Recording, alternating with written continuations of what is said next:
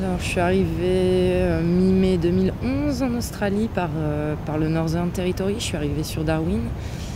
J'ai ensuite pris la route du Queensland. Je voulais à la base partir dans le Western, mais malheureusement, j'avais rapidement besoin d'argent. La vie est assez chère ici. Du coup, je suis partie dans le Queensland. J'ai trouvé du boulot là-bas et j'ai commencé à travailler. Et puis j'ai continué à travailler. J'ai eu des opportunités assez sympas. Du coup, ici en Australie, ils ont beaucoup besoin de main-d'œuvre. Après, on peut tomber des fois dans des plans qui sont pas forcément très honnêtes, très légaux. Le premier boulot que j'ai trouvé dans le Queensland, je me suis retrouvée dans une ferme qui pour moi était plus une usine. On était 400 travailleurs, tous parqués dans une accommodation, ce qu'on appelle ici l'hébergement. Des espèces de cabines de plage, des containers, des trucs complètement ahurissants, quoi. Je trouvais ça pas très humain. Tout était parqué en ghetto, donc t'avais le ghetto des Asiatiques, le ghetto des Européens, où on était très peu. T'avais le ghetto des Africains, le ghetto des Indiens, enfin c'était vraiment très très particulier. Et voilà, ça c'est un boulot où je suis restée quelques jours parce que je sentais bien que je pouvais trouver aussi d'autres fermes avec des ambiances un peu plus familiales, un peu plus sympas.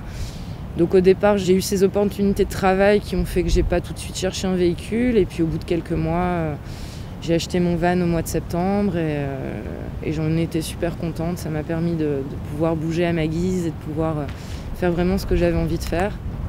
Donc là-bas, je suis contente de prendre les routes, même si parfois la solitude, c'est un peu particulier, quoi. Des fois, je me parle toute seule, j'ai l'impression de devenir un peu folle, mais à la fois, tu rencontres tellement de gens, et puis tu as cette liberté d'aller où tu veux, quoi. C'est ça qui est le plus important.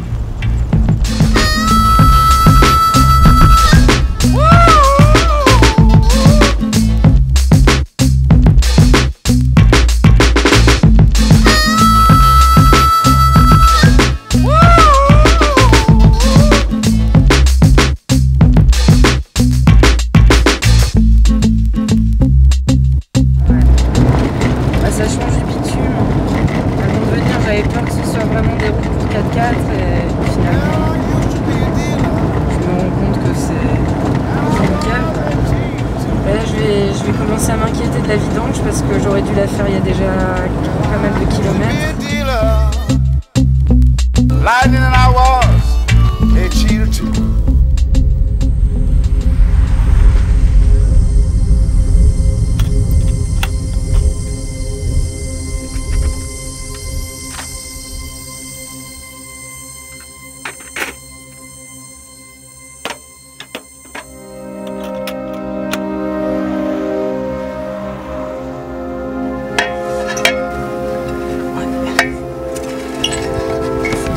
Ville, c'est bien dégueulasse. Vu que j'aurais dû faire ma vidange il y a déjà 6000 km. Mais bon. Il fallait bien que je la fasse et comme a priori on risque de me demander pas mal de sous pour ça, je préfère prendre les devants et essayer de faire les choses un peu moi-même. Et puis c'est une manière aussi de bricoler, de voir comment ça fonctionne et puis pourquoi pas la faire par la suite. Toujours toute seule comme ça, c'est un bon moyen de se débrouiller, quoi. A priori, ça va être la fin d'ici quelques instants. J'espère que ça va pas trop traîner. Ouais, ça coule encore.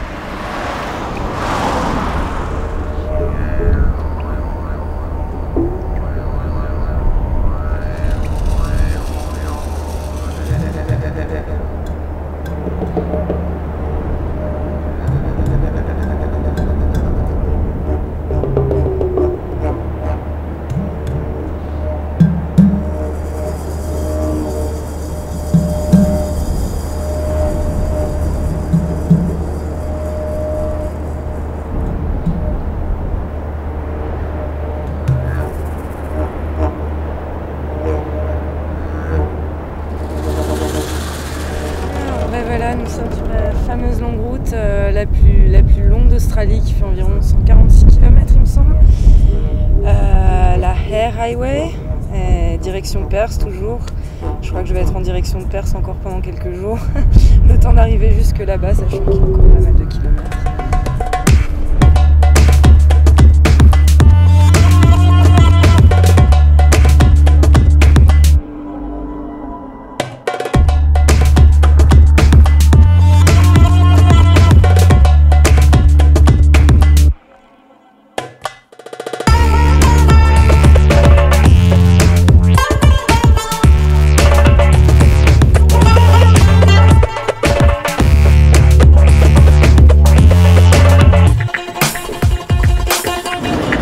Ça fait déjà quelques jours que je suis partie, ça doit faire, je sais pas quel jour on est exactement, donc je peux pas te dire vraiment, mais ça doit faire 4 ou 5 jours que je suis partie, plus ou moins d'Adélaïde.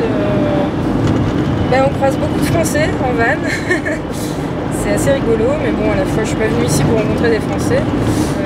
Les kangourous je les vois pas, à part les morts sur le bord de la route. Et puis beaucoup de road train, ça évidemment, en plus là on est sur il me semble que c'est la grosse période pour les road train. Et puis des papillons, je croise beaucoup sur la route aussi.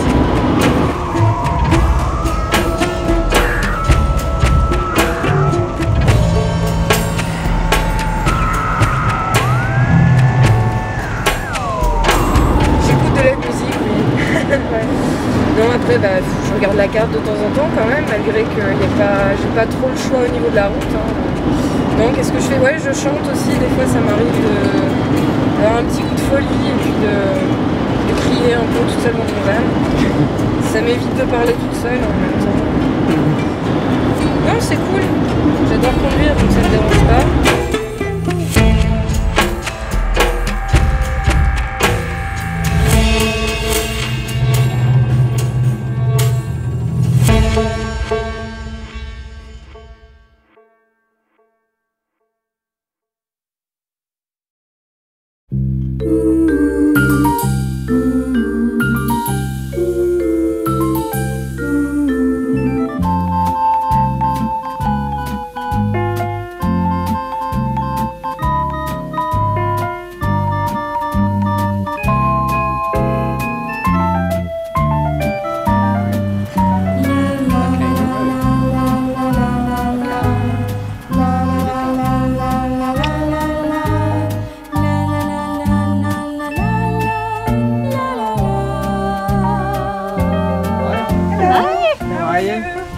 Tim. Okay, my name is Beverly?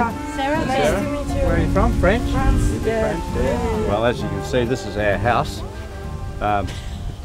It looks small, but it's comfortable, very comfortable. Got a big queen-size bed, shower, toilet. It's fully self-contained, lots of solar power, so we get to travel everywhere. We can go out in the bush, or we can camp on the beach for weeks or months. A lot of people like just freshly retired are choosing to go hit the road and travel instead of sitting in their home.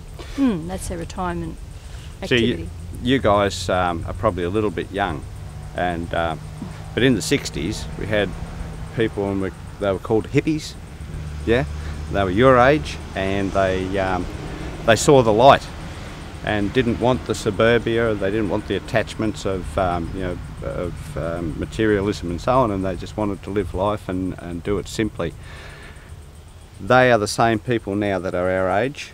That was us, 40 years ago, who got into the system of a job, mortgage, Put the children, kids through etc. uni. Yeah, go now through all all the that. kids are off their hands. Now all of a sudden we're free, and there's just hundreds of thousands of us that are deciding what we wanted to do 40 years ago was the right thing. So this is how they're doing it.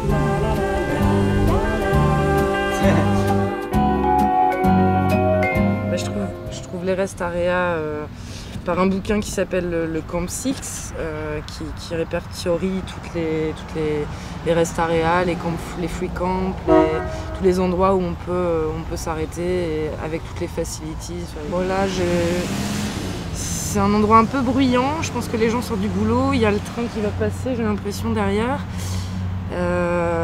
Bon, il y a des toilettes, c'est pas trop mal, mais bon, c'est juste pour passer la nuit, quoi. Je vais me faire un petit plat de pâtes, je pense, avec des oignons. Je sais pas ce que je vais me trouver d'autre, mais je dois avoir une boîte de lentilles.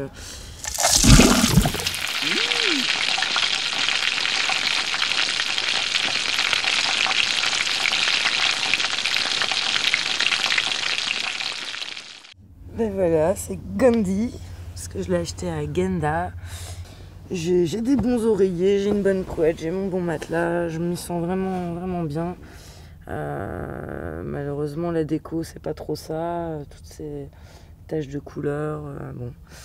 Mais voilà, j'ai un toit, je m'y sens bien, c'est ma petite cabane, ma petite maison. Il doit me rester une centaine de kilomètres pour Perth demain.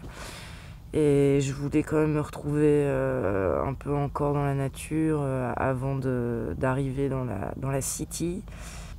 J'espère que je vais pouvoir passer une bonne petite nuit avant de regagner la population. Et donc, bonne nuit.